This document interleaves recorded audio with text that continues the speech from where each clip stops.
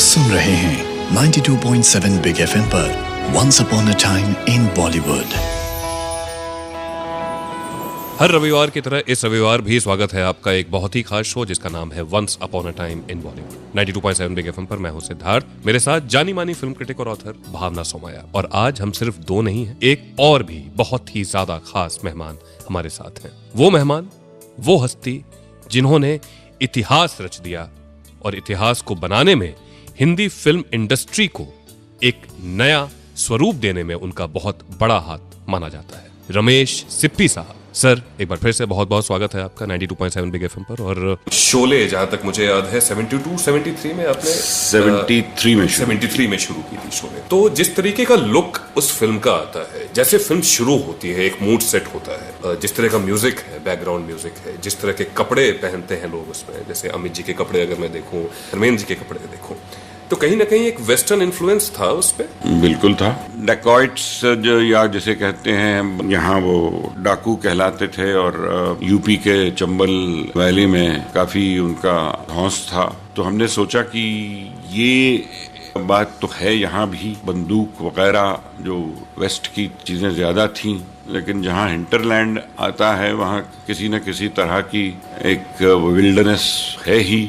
फर्क सिर्फ ये था कि वो चंबल वैली में उस वक्त काफी डाकू की फिल्में बन चुकी थी। लोकेशन थोड़ा सा अलग होगा तो और अच्छा लगेगा, एक अलग फील आएगी, अलग फील आएगी। और वो फायदा जरूर हमें मिला। वो बड़े बड़े रॉक्स जो हमें साउथ में मिले, जिसको कहते हैं टेरेन, और वो जो लैंड, और वो उसका मुझे काफी फायदा मिला। जो वेस्टर्न इन्फ्लुएंस था, विलेज से बनाई और रास्ते कुछ ठीक ठाक किए।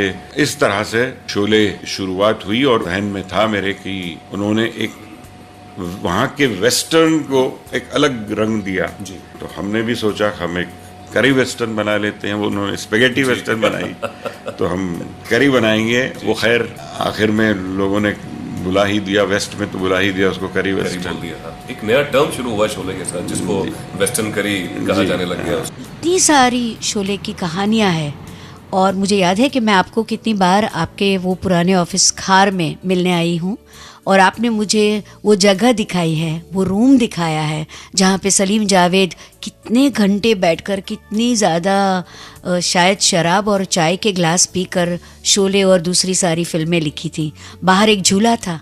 आप कहते थे कि जब वो बहुत थक जाते थे और घर जाना चाहते थे, तब आप और आपके पिताजी उनको घर जाने नहीं देते थे और कहते थे चलो थोड़ी देर के लिए झूले पर बैठ जाओ। ये कहानियां हैं, ये कई किताबों में छप चुकी है कि पहले नहीं चली, फिर बहुत ज्यादा चलने लग गई।